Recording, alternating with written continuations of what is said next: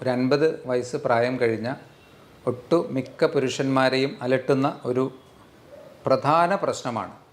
ശരിക്ക് വല്ലാതെ അവരുടെ ലൈഫിനെ ബുദ്ധിമുട്ടിക്കുന്ന ഒരു പ്രശ്നമാണ് പുരുഷന്മാരിലുള്ള പ്രോസ്റ്റേറ്റ് ഗ്രന്ഥിയുടെ വീക്കം.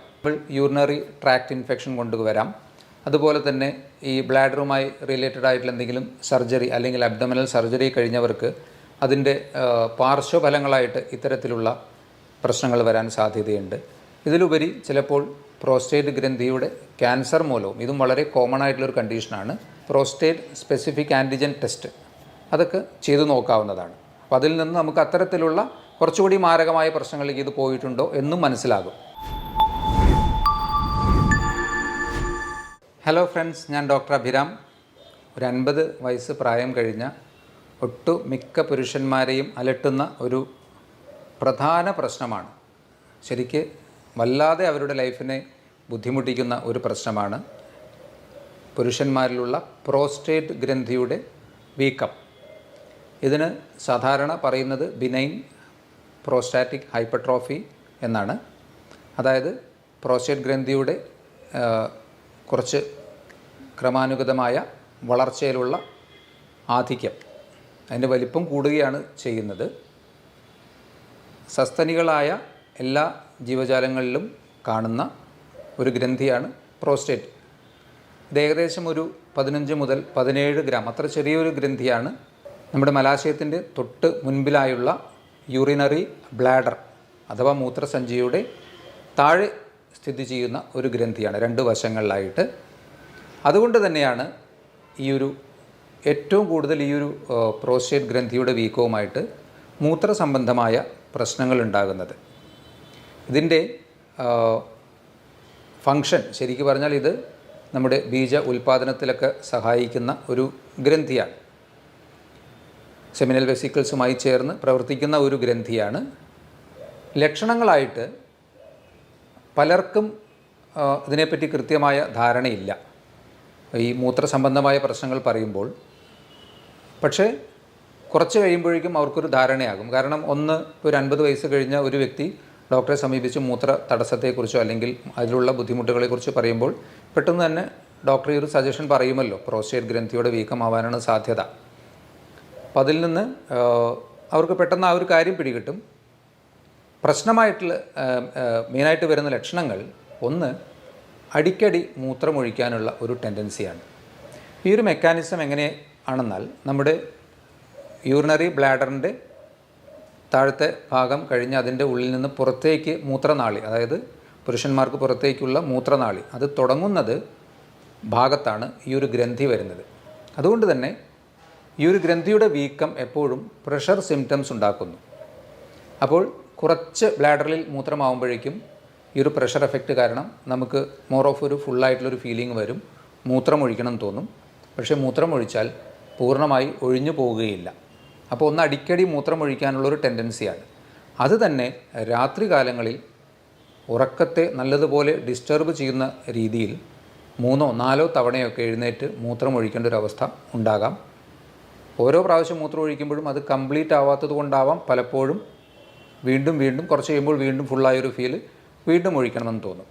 അതിൻ്റെ കൂടെ ഈ സ്ട്രീം തിന്നാവും, അതായത് പുറത്തേക്ക് പോകുന്ന മൂത്രത്തിൻ്റെ സ്ട്രീം കനം കുറയുക, സ്പ്ലിറ്റാവുക, 2 ഭാഗങ്ങളായി സ്പ്ലിറ്റായി മൂത്രം പോകാനുള്ള സാധ്യത.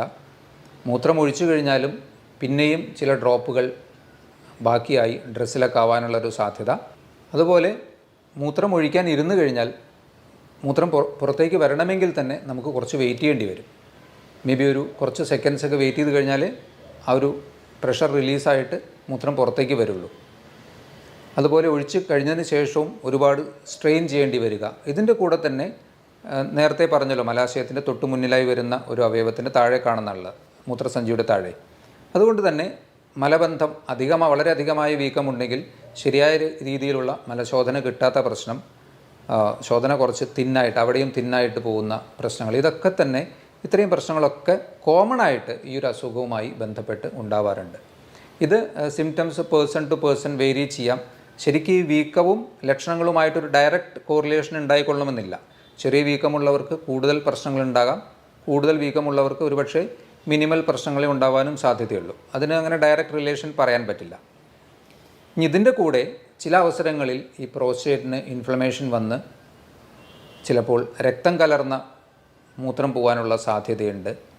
അതുപോലെ തന്നെ ഏറ്റവും സിവിയറായിട്ടുള്ള ഒരു സ്റ്റേജിൽ തീരെ മൂത്രം പോവാത്ത ഒരവസ്ഥയും ഉണ്ടാകാം. കംപ്ലീറ്റ് ബ്ലോക്കേജ് ഓഫ് യൂറിൻ അങ്ങനെയും ഉണ്ടാവാൻ സാധ്യതയുണ്ട്. അപ്പോൾ ഇതിൻ്റെ കോമൺ ആയിട്ടുള്ള സിംറ്റംസ് ഇതൊക്കെയാണ്. ഏറ്റവും ബുദ്ധിമുട്ടിക്കുന്നത് രാത്രി കാലങ്ങളിലുള്ള അടിക്കടി മൂത്രം ഒഴിക്കേണ്ടി വരുന്ന പ്രശ്നമാണ്. ഇത്തരത്തിലുള്ള പ്രശ്നങ്ങൾ ഉണ്ടാകുമ്പോൾ അതെപ്പോഴും ഒരു 50 ഇയേഴ്സ് കഴിഞ്ഞ ഒരു വ്യക്തിക്ക് നമുക്ക് അങ്ങനെ ചിന്തിക്കാമെങ്കിലും ഇത് കൂടാതെയും ഇതുപോലെയുള്ള സിമിലർ ആയിട്ടുള്ള പ്രശ്നങ്ങൾ വരാം. For example urinary tract infection കൊണ്ടുവരാം. അതുപോലെ തന്നെ ഈ ബ്ലാഡറുമായി റിലേറ്റഡ് ആയിട്ടുള്ള എന്തെങ്കിലും സർജറി അല്ലെങ്കിൽ അബ്ഡോമിനൽ സർജറി കഴിഞ്ഞവർക്ക് അതിൻ്റെ പാർശ്വഫലങ്ങളായിട്ട് ഇത്തരത്തിലുള്ള പ്രശ്നങ്ങൾ വരാൻ സാധ്യതയുണ്ട്. ഇതിലുപരി ചിലപ്പോൾ പ്രോസ്റ്റേറ്റ് ഗ്രന്ഥിയുടെ ക്യാൻസർ മൂലവും, ഇതും വളരെ കോമൺ ആയിട്ടുള്ളൊരു കണ്ടീഷനാണ്, പ്രോസ്റ്റേറ്റ് ഗ്രന്ഥിയുടെ ക്യാൻസർ മൂലവും ഇത്തരത്തിലുള്ള സിംറ്റംസ് ഉണ്ടാകാം. അപ്പോൾ ഇതിൽ നിന്നൊക്കെ നമുക്കൊന്ന് വേർതിരിച്ചറിയണമല്ലോ. അപ്പോൾ അതിന് ഏറ്റവും സിമ്പിളായിട്ട് ചെയ്തു നോക്കാവുന്ന ഒരു ടെസ്റ്റ് എന്നുള്ളത് അൾട്രാ സോണോഗ്രാം എന്ന ടെസ്റ്റാണ്. USG വളരെ കോമൺ ആയിട്ട് നോൺ ഇൻവേസീവാണ്. അതായത് മറ്റു പാർശ്വഫലങ്ങളുമില്ല, നമുക്കൊന്നും വയറിൻ്റെ പുറത്ത് മാത്രം വെച്ച് ചെയ്യുന്നൊരു ടെസ്റ്റാണല്ലോ. അത് ചെയ്തു നോക്കിയാൽ തന്നെ ഒരുവിധം ആൾക്കാരിലൊക്കെ ഈ പ്രോസ്റ്റേറ്റ് ഗ്രന്ഥിയുടെ വീക്കം, അതിൻ്റെ ഗ്രേഡ് ഒക്കെ നമുക്ക് മനസ്സിലാക്കാൻ കഴിയും. അതിൽ തന്നെ റെസിഡ്യുവൽ യൂറിൻ, അതായത് മൂത്രം ഒഴിച്ചതിന് ശേഷം വീണ്ടും സ്കാൻ എടുക്കുമ്പോൾ എത്രത്തോളം മൂത്രം അതിൽ കെട്ടി നിൽക്കുന്നുണ്ട് എന്നുള്ളത് നമുക്ക് മനസ്സിലാക്കാൻ കഴിയും. അപ്പോൾ സിമ്പിളായിട്ട് ഡയഗ്നോസ് ചെയ്യാവുന്ന ഒരു അസുഖവുമാണ്. ലക്ഷണങ്ങൾ തന്നെ ധാരാളമാണ്. ഇനി അതല്ല, അതിൻ്റെ അപ്പുറത്തേക്ക് അതിൻ്റെ ഗ്രേഡൊക്കെ മനസ്സിലാക്കണമെങ്കിൽ സിമ്പിളായിട്ടുള്ളൊരു അൾട്രാസൗണ്ട് ടെസ്റ്റ് ചെയ്ത് നോക്കിയാലും മതി. ഈ ഒരു അസുഖം കൂടുതൽ പ്രശ്നങ്ങൾ ഉണ്ടാക്കാൻ സാധ്യതയുള്ള ഒരു ഗ്രൂപ്പ്, ഒന്ന് ഏജ് അഡ്വാൻസ് ചെയ്യുന്നതിനനുസരിച്ചിട്ട് ഈ ഒരു ഗ്രന്ഥിയുടെ വീക്കം കുറച്ച് കൂടി വരാനും ബുദ്ധിമുട്ടുകൾ കൂടാനുമുള്ള സാധ്യതയുണ്ട്. അപ്പോൾ ഏജ് ഒരു ഫാക്ടറാണ്. 2, ഫാമിലി ഹിസ്റ്ററി ഓഫ് ഇത്തരത്തിലുള്ള പ്രോസ്റ്റേറ്റ് അസുഖങ്ങൾ പെട്ടെന്ന് വരാൻ ടെൻഡൻസി ഉള്ളവർക്ക് അത് കൂടുതൽ ബുദ്ധിമുട്ടുണ്ടാക്കാം. അമിതവണ്ണമുള്ളവർക്ക് ഇതൊരു കൂടിയ പ്രശ്നമായി തോന്നാൻ സാധ്യതയുണ്ട്. അതുപോലെ തന്നെ ഹാർട്ടിൻ്റെ അസുഖങ്ങളുള്ളവർ, ഡയബറ്റീസ് പോലെയുള്ള അസുഖങ്ങളുള്ളവർക്കൊക്കെ തന്നെ ഈ ഒരു പ്രോസ്റ്റേറ്റ് ഗ്രന്ഥിയുടെ BPH എന്ന അസുഖത്തിൽ കൂടുതൽ ലക്ഷണങ്ങൾ ഉണ്ടാകാൻ സാധ്യതയുണ്ട്. അപ്പോൾ ഇനി ഇതിനെങ്ങനെ മാനേജ് ചെയ്യാൻ പറ്റുക? ഇതിനെ കാര്യമായിട്ട് പലരും കാര്യമായ ചികിത്സ നിഷ്കർഷിക്കാറില്ല. അൺലെസ് ആൻഡ് അൺടിൽ സിംറ്റംസ് നമ്മളെ വല്ലാതെ ബുദ്ധിമുട്ടിക്കുന്നുണ്ടെങ്കിൽ, ഒരുവിധം മാനേജ് ചെയ്യാൻ പറ്റുമെങ്കിൽ നമ്മൾ തന്നെ ലൈഫ് സ്റ്റൈലിൽ കുറച്ച് അഡ്ജസ്റ്റ്മെൻറ്റ് ചെയ്താൽ മതി. ഭക്ഷണത്തിലൊക്കെ അധികമായിട്ടുള്ള സ്പൈസി ഫുഡ്, അതുപോലെ ജങ്ക് ഫുഡ്, ഇതൊക്കെ മാക്സിമം ഒഴിവാക്കുക. ഏറ്റവും പ്രധാനപ്പെട്ട ഒരു കാര്യം, നമുക്ക് ഉള്ളിലേക്ക് കൂടുതലായിട്ടുള്ള വെള്ളം, ലിക്വിഡ്സ് അല്ലെങ്കിൽ ഫ്ലൂയിഡ്സ് ചെല്ലുമ്പോഴാണല്ലോ നമുക്ക് അത് യൂറിൻ്റെ ഫോമിൽ പുറത്തേക്ക് വരുന്നത്.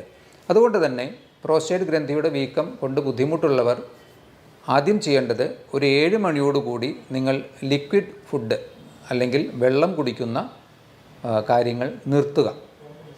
അപ്പോൾ ഏകദേശം നിങ്ങളൊരു 7 മണിക്ക് ശേഷം ഒരു 9 മണി അല്ലെങ്കിൽ 10 മണിക്ക് കിടക്കുന്ന ഒരാളാകുമ്പോൾ 1-2 തവണ ഒരു അത്യാവശ്യം അതിൽ നിന്ന് ഫോം ചെയ്ത യൂറിൻ ഒഴിച്ചു പോയി കഴിഞ്ഞാൽ പിന്നെ രാത്രിയിൽ അത്ര ബുദ്ധിമുട്ടുകൾ ഉണ്ടാകാൻ സാധ്യതയില്ല. അപ്പോൾ ആദ്യം ചെയ്യേണ്ടത് അതാണ്. അതുവരെ നിങ്ങൾക്ക് നല്ലതുപോലെ വെള്ളം കുടിക്കാം. കാരണം ഏറ്റവും പ്രശ്നം ഇതിൽ ഉറക്കം നഷ്ടപ്പെടുക എന്നുള്ളത് തന്നെയാണല്ലോ. അപ്പോൾ 7 മണിയോടുകൂടി വെള്ളം അധികമായി കുടിക്കുന്ന ശീലമുണ്ടെങ്കിൽ അത് നിർത്തുക. പിന്നെ ഞാൻ ഈ പറഞ്ഞ ഭക്ഷണക്രമം സ്വീകരിക്കുക. വ്യായാമം ഇതിന് തീർച്ചയായിട്ടും നല്ല രീതിയിൽ ഹെൽപ്പ് ചെയ്യുന്നതാണ്. നിങ്ങൾ സാധാരണ സ്വിമ്മിങ്, ജോഗിങ് അല്ലെങ്കിൽ സാധാരണ നടത്തം, നിങ്ങളുടെ നോർമൽ ഓപ്റ്റിമൽ വെയ്റ്റ് മെയിൻറ്റെയിൻ ചെയ്യുന്നതിലേക്ക് വേണ്ടിയും ഈ ഒരു അസുഖവുമായി റിലേറ്റഡ് ആയിട്ടും കൃത്യമായ വ്യായാമം ഒരു പരിധിവരെ ഇതിൻ്റെ എക്സസീവ് സിംറ്റംസ്, അതായത് കൂടുതൽ ബുദ്ധിമുട്ടുകൾ ഒഴിവാക്കും. അതിൽ തന്നെ കെഗൽസ് എക്സസൈസ്, ഇപ്പോൾ നിങ്ങൾക്ക് യൂട്യൂബിലൊക്കെ നോക്കിയാൽ പെട്ടെന്ന് അവൈലബിൾ ആവുന്ന ഒരു മെത്തേഡാണ്. അപ്പോൾ അത് നോക്കിയിട്ട് കെഗൽ എക്സസൈസ് പൊതുവെ പെൽവിക് മസിൽസിനെയൊക്കെ ഒന്ന് സ്ട്രെങ്തൻ ചെയ്യാൻ വേണ്ടിയിട്ട് ഉപയോഗിക്കാവുന്നതാണ്. അപ്പോൾ കെഗൽസ് എക്സസൈസ് പ്രാക്ടീസ് ചെയ്യാം. അതുപോലെ തന്നെ യോഗയിൽ ഇതിനെ സഹായിക്കുന്ന ചില എക്സസൈസ് പോസ്ചേഴ്സ് ഉണ്ട്. ഇതൊക്കെ തീർച്ചയായിട്ടും ഈ ഒരു ബുദ്ധിമുട്ടുണ്ടെങ്കിൽ അത് ഒന്ന് പ്രാക്ടീസ് ചെയ്യുന്നത് നല്ലതായിരിക്കാം. കാരണം BPH എന്നുള്ളത് ഇൻവേരിയബിളി ഒരു 50ക്ക് ശേഷം എപ്പോൾ വേണമെങ്കിലും, 50ക്ക് മുന്നേ ഇപ്പോൾ പലപ്പോഴും കാണാറുണ്ട്, ഏതൊരവസരത്തിലും ചെറുതായിട്ട് തുടങ്ങി നല്ല സിവിയർ ആവാൻ സാധ്യതയുള്ള ഒരു അസുഖമാണ്.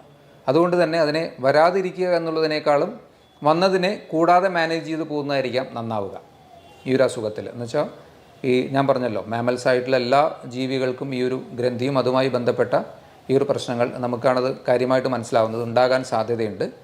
അപ്പം അതുകൊണ്ട് അതിന് നല്ല രീതിയിൽ മാനേജ് ചെയ്ത് പോവുക. ഇത്രയും കാര്യങ്ങൾ ചെയ്തു കഴിഞ്ഞാൽ അതിൻ്റെ ആ ഒരു നമുക്ക് മെഡിസിൻ കഴിക്കേണ്ട അവസ്ഥയിലേക്കൊന്നും പലപ്പോഴും പോകേണ്ടി വരില്ല. ഇനി പലപ്പോഴും പ്രോസ്റ്റേറ്റ് ഗ്രന്ഥിയുടെ അമിതമായ ലക്ഷണങ്ങൾ കാണിക്കുകയാണെങ്കിൽ നിങ്ങൾ തീർച്ചയായിട്ടും അൾട്രാസൗണ്ട് ചെയ്ത് നോക്കണം. കാരണം അപൂർവമായി പ്രോസ്റ്റേറ്റ് ക്യാൻസറൊക്കെ ആണെങ്കിൽ നമുക്കത് കണ്ടുപിടിക്കപ്പെടാതെ പോകാനും പാടില്ലല്ലോ. അതും വളരെ കോമൺ ആയിട്ടുള്ള ഒരു കണ്ടീഷനാണ്. ഈ പ്രോസ്റ്റേറ്റ് ക്യാൻസർ കോമൺ ആയിട്ട് പുരുഷന്മാർക്ക് വരുന്നൊരു പ്രശ്നമാണ്. അതുപോലെ തന്നെ PSA test, prostate specific antigen test, അതൊക്കെ ചെയ്തു നോക്കാവുന്നതാണ്. അപ്പോൾ അതിൽ നിന്ന് നമുക്ക് അത്തരത്തിലുള്ള കുറച്ചുകൂടി മാരകമായ പ്രശ്നങ്ങളിലേക്ക് ഇത് പോയിട്ടുണ്ടോ എന്നും മനസ്സിലാകും. ഇത്രയും കാര്യങ്ങളാണ് ഈ പ്രോസ്റ്റേറ്റ് ഗ്രന്ഥിയുമായി നിങ്ങൾക്ക് ശ്രദ്ധിക്കാനും അറിയാനുമായി പറയാനുള്ളത്. ഇതുപോലുള്ള മറ്റൊരു വീഡിയോയുമായി വീണ്ടും കാണാം. ബൈ.